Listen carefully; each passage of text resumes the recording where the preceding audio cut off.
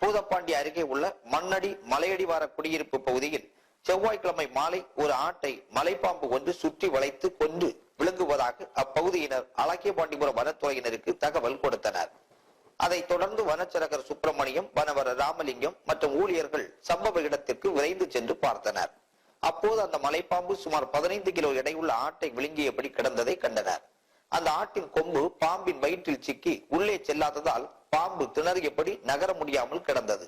அந்த ராட்சத பாம்பு 26 அடி நீளமும் 45 கிலோ எடையுடனும் காணப்பட்டது.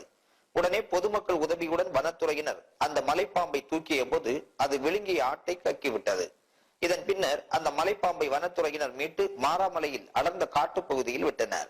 இந்த பாம்பு 18 நாட்களுக்கு முன்பு இதே பகுதியில் 7 கிலோ எடையுள்ள ஒரு ஆட்டுக்குட்டியை விழுங்கியது.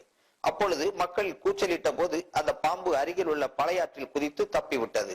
தற்போது அந்த பாம்பு பெரிய ஆட்டை விழுங்க முயன்ற போது அது நகர முடியாமல் சிக்கி மாட்டிக் கொண்டது குறிப்பிடத்தக்கது. கொஞ்சம்